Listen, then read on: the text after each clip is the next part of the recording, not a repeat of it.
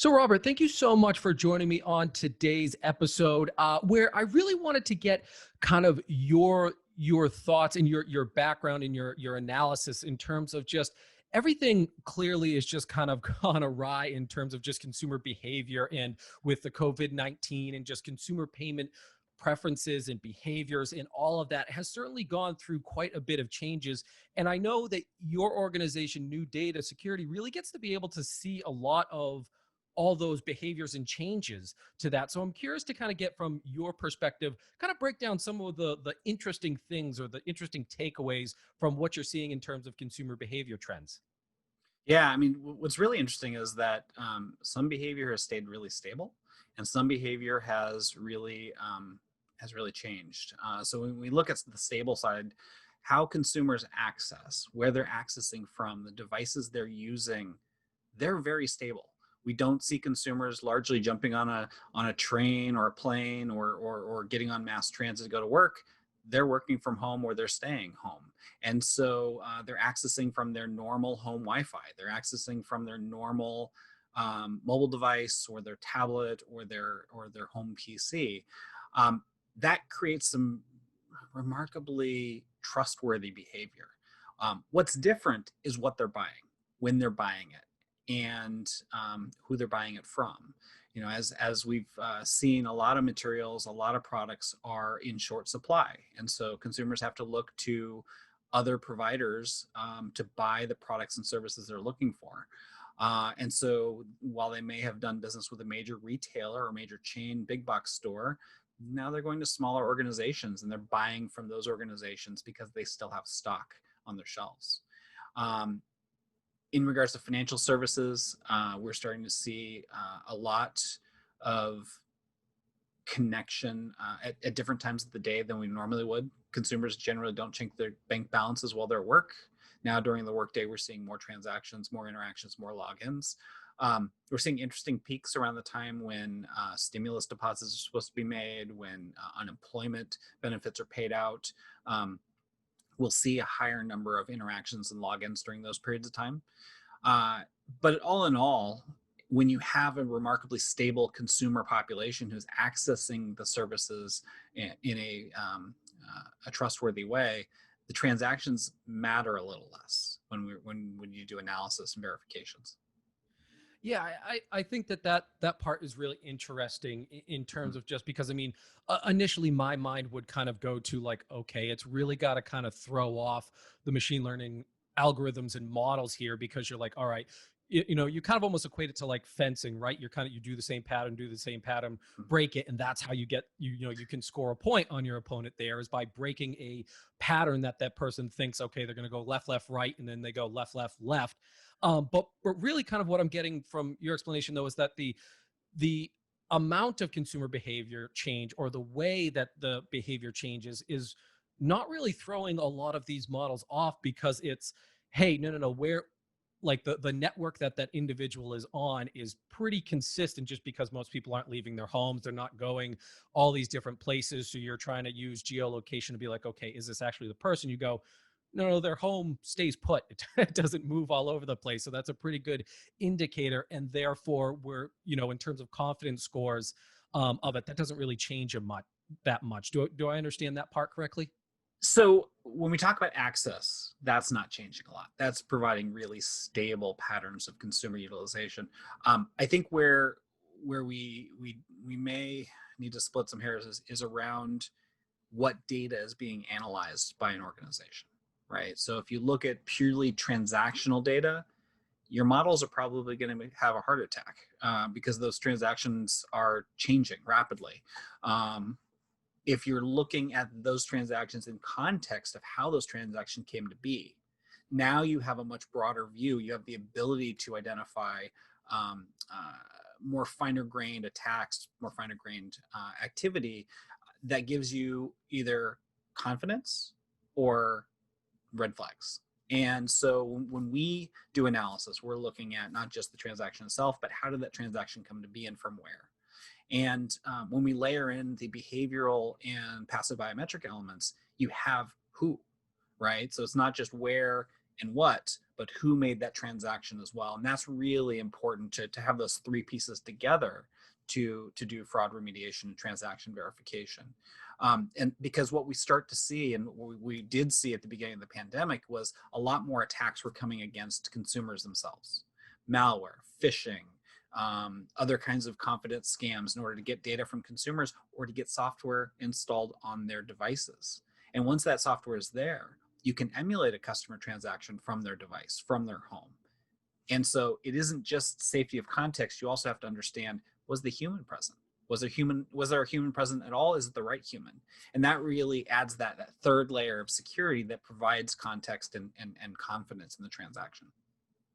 Yeah, I think that that's really important to point out there, because yes, it would be certainly, especially where from a geolocation perspective, if a person is pretty stable on that end and you have malware and you can kind of say, well, I can just make it look as though it's coming through this individual's PC or this individual's network, that you kind Yep. of you address that from a frauder's perspective. You kind of are like, oh, well, I've addressed that, I can pass through that gate. But it's really those different elements kind of combined that really puts everything into context for it. So I think I'm really glad that you pointed that out there, because I think also kind of a lot of the times in my mind, just when I think of fraud and just kind of the elements that go into it in terms of fraud prevention, I think, oh, payment, so therefore I just think the payment related data, and I don't think, no, Mhm. there's more things that go into it in terms of just, no, there's the behavioral biometrics and the different aspects that really come together to paint the full picture.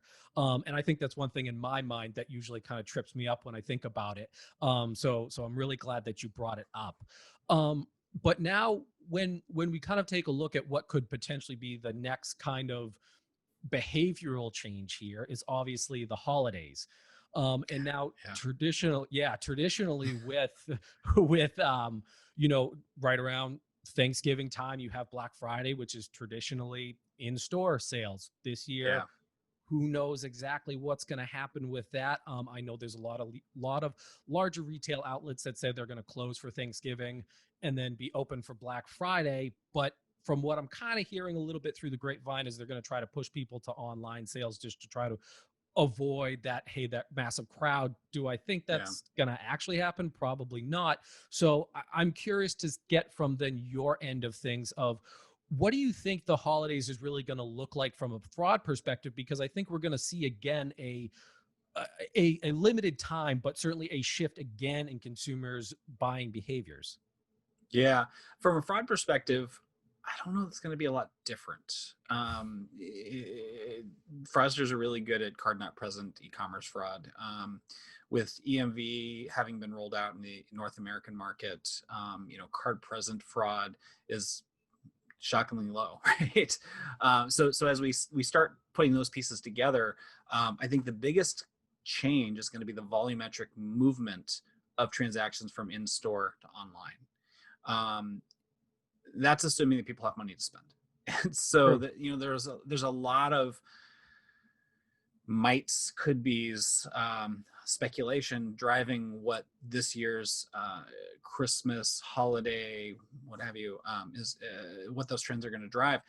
I don't know that we're going to see the volume of transactions this year that we've seen in previous years. And I think the vast majority of them are going to be online. So the fraudsters will continue to be fraudsters. They're still looking for um, to carve out a living, even if it's illegitimate. But the consumers are going to be shopping are probably going to be buying fewer gifts per person to give them to, and they're going to think about who they're giving gifts to, and they're going to probably be avoiding stores unless there's a massive change in COVID exposure and things like vaccines and other treatments. I think people are going to stay home and they're just going to shop from their homes, and so it's going to put a lot of stress on the postal service. It's going to put a lot of stress on UPS, FedEx, and the rest of the shipping companies to deliver goods. But I think this Christmas will probably be a little bit smaller than previous. Yeah, I think I mean there's a couple of things that you brought up there that I really want to touch upon. One is obviously just the strain on the delivery system in terms of UPS. Yeah. FedEx and things. I mean, I know that there was a recent article that was published that talked about just surge pricing this holiday season. I believe it was something that they may have started back in 2018, but they kind of said, look, it was around like $1 per package. But now they're Yeah. talking about like $4 per package, which I think might be a little bit of a shock to some consumers that are out there that I think you'll kind of see a couple of different things. One, you've got certain retail outlets like Amazon that if you are a Prime member, well, shipping really doesn't really apply to you because you kind of pay for that within the membership itself. Right. But you've got other retail outlets like Target and Walmart and others that know the shipping is there. And it always makes me think of the joke that you see it goes around the internet that kind of has, hey, here's this product for $5.99 with $4 shipping, and people are like, Mm. no, I don't want that. But then they'll see a product for $9.99 free shipping, and they're like, okay, yeah, that's the one I'm going to get. And you're like, that doesn't make any sense, but okay, all right. Um, so yeah, I think that that's interesting, but I don't. I'm kind of questioning is if that's also going to be enough to your point in terms of just does that force people to go to stores? Do they say, well, that $4 surcharge is too much for me to be like in terms of online that, hey, Yeah. yes, I'll go to the store and do it. So I'm going to be kind of interested to see what consumer behaviors, or does it just to Yeah. your Agreed. point that you had there that had said, is it just people just spend less this holiday season just because of everything that's going on, and people saying, no, I'm not going to go into the retail outlets essentially to just save on shipping. I just will forego it at this point. But what I'd love to get from your perspective though is that how can these merchants and retailers protect themselves really this holiday season? Because as you pointed out that fraudsters are going to try to make a living on their end as well too. And if Yeah. we see more of that holiday shopping, and maybe it's not a Black Friday, Cyber Monday, maybe it's an entire weekend of cyber sales that retailers have, and they say, hey, look, it's not an in-store thing now, it's all just through retail. Obviously fraudsters are going to pay attention to that and go where the consumers are. So what are some kind of, I guess, some quick takeaways that retailers can kind of start to do now that will better help themselves during the holiday season? Yeah, so there's a bunch of different answers in there. So new account opening needs to be addressed. For the last few years, starting in September, October, actually as early as August, we start seeing new accounts being created at retailers that are aged. They're allowed to sit for months, and sometimes they're interacted with using automation and other techniques in order to make those accounts appear to be legitimate over time. And those accounts are then used during the holiday rush, those after Thanksgiving sales, the pre-Christmas sales, whatever it happens to be. And they're used to commit e-commerce crime using stolen credit cards and things like that. So getting a handle now on new account creation is going to help organizations with the onslaught of fraud that's going to be coming in the next few months. The other thing you really need to get your handle on is how a transaction comes to be. In a lot of cases, we're seeing automation being used to create these accounts. We're then seeing automation used to transact. So having strong automation detection, having strong consumer or human identification in a transaction helps to mitigate a lot of these scaled attacks, where automation's used to supplant human, basically labor, to input these orders and to get the orders into the system. And finally, I think that we need to understand that fraudsters aren't price conscious.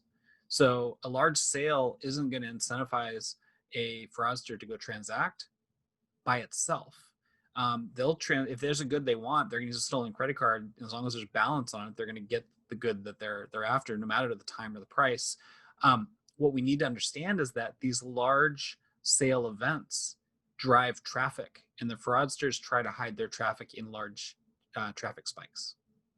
So in those situations, a lot of fraud organizations start to peel back some of their fraud protections. They start to raise limits where they'll do manual reviews in order to not crush the volume of transactions coming through their website and to create bad customer experiences. So in those situations, what we tend to see is that layering on additional risk mitigation techniques layering on things like passive biometrics, um, and consumer behavior, along with the device intelligence and all the rest of the techniques that most organizations have in place. Layering those together to provide a blended risk assessment will help them manage those cues and not reduce their protections in their systems because of volumetric increases. And so, you really have to look at those on sale events as ways for fraudsters to hide their traffic versus being draws for them because the product is on sale. Yeah, I think that those are extremely good tips there. I mean, I certainly like the last one that you had there in terms of just here are some great ways for merchants and retailers to not have that additional friction, because I think that's one thing that merchants really are concerned about, that they say, hey, look, Yeah. I'm fine with eating the cost of fraud as long as the volume continues to go, because heaven forbid that we stop a transaction that's legitimate and then that consumer experience is horrible and they don't come back to us again for it. So I think that it's extremely important to have those kind of those passive ways of verifying the purchase there, so that way then you don't have that additional friction. So as a merchant, you're not concerned about that, but you still have that protection, with that back end data there. So I certainly thank you for all those tips there. Of course. So yeah, so Robert, thank you so much for taking the time today for speaking to me about consumer behavior trends during this absolutely crazy time with COVID-19 and the holiday season. And I hope to have you back on the show real soon. Anytime. Thanks for having me.